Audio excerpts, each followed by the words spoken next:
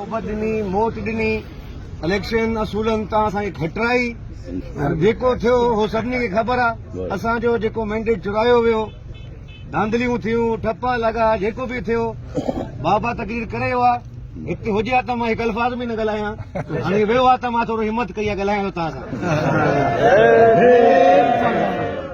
त इहो असांजो वाइदो आहे तव्हां सां, जीअं तव्हां असां सां बीठा आहियो असां बि तव्हां सां बीठा आहियूं। अगरि तव्हां मुस्लमान आहियो कल, अॼु हुन खां बि 100% वधीक आहे। इंशाअल्लाह मां अपील में बि वियो आहियां। सुभाणे अॼु आचार आहे, छुट्टी हुई, सुभाणे सूमर आहे। सूमर ते असां इंशाअल्लाह जेको कैंडिडेट खटंदो आहे न, ऐं हुनजी जेको छा चवंदा आहिनि शेख साहब हुनखे, न जेको कैंडिडेट माना हल्फ खणंदो आहे हुनजी स्टे था वठूं। त माना जेको बामण साहब खटियो आहे असांखां धांधली करे, हुनखे इंशाअल्लाह सुभाणे असां हाई कोर्ट में पिटीशन दाख़िल कंदासीं। जेसिताईं माना क्लियर न थींदो इलेक्शन कमीशन जो किसो कि वोटनि जी फोरेंसिक रिपोर्ट निकिरे ऐं काउंटिंग थिए वापसि। जिथे मिसाल तौर 1000 वोट आहे उते 3000 कास्ट थियल आहे। इंशाअल्लाह पाण खटियल आहियूं। न थियो, तव्हांजी वॾी महिरबानी। सॼो सिस्टम जेको आहे इन टाइम ते हिकिड़े पासे आहे, पीर पगारो जमायत ऐं जीडी हिकिड़े पासे आहे। इंशाअल्लाह हे असांजी महिनतूं जुस्तजू हिम्मत ते रायगा न वेंदी।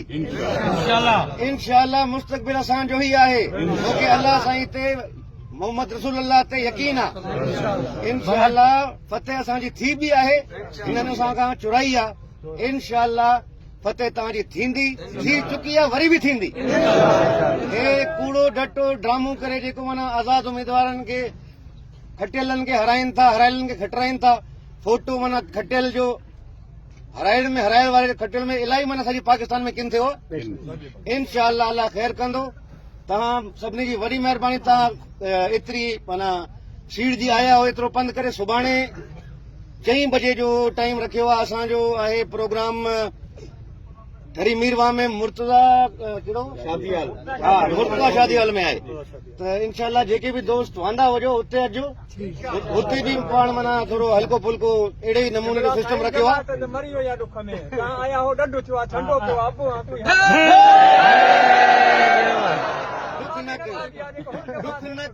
दुख न कयो ख़ैर आहे।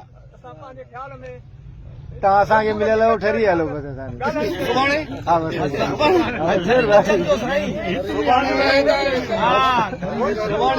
हुते गॾु थींदासीं।